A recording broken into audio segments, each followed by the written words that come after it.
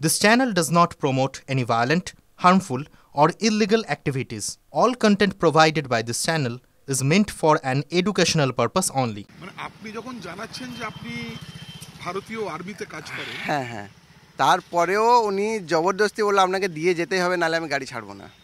Identity দেখাতে পারলেন না, কারোর সঙ্গে কোনো কথা বলতে পারলো না, কারণ বললাম আমি একজন সেন্ট্রাল গভর্নমেন্টের এমপ্লয়, আমি আপনার পারমিশন দেখান, আপনি দেখান, কিছু দেখাতে পারলাম। লাস্টে ওনার একটা আধার কার্ড দেখালো যে নিচ্ছিল, বলে আমার কোনো নাই, অথরিটি নাই, আমাকে ওনারা পাঠিয়েছে এখানে, আমি এই বইটা নিয়ে, এই বইটার ভিত্তিতে ওনারা আমাকে জবরদস্তি এটা নিল। বিশ্বভারতীর ওটা একটা মাঠ আছে, ওটা অ্যাকচুয়ালি কোনো পার্কিং স্পেস না।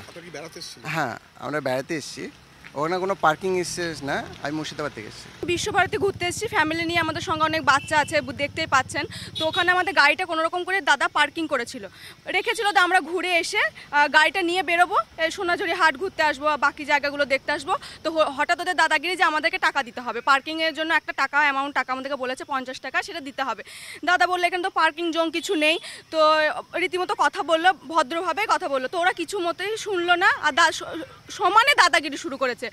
ভয়েই দিয়েছে, না ছাড়া হয়তো দিত না। ভাই তো এটা বলেছে যে আমি একটা গভর্নমেন্ট এমপ্লয়ার, তারপরে ওসব কোনো কথা শুনেনি, রীতিমতো আমাদের সঙ্গে হম্বিতম্বি করেছে। ভয়ে, হ্যাঁ, একদম ভয়ে বাড়ি ফিরে যাচ্ছি। মোহাম্মদ হাবিবুর রহমান ভারতীয় সেনাতে কাজ করেন।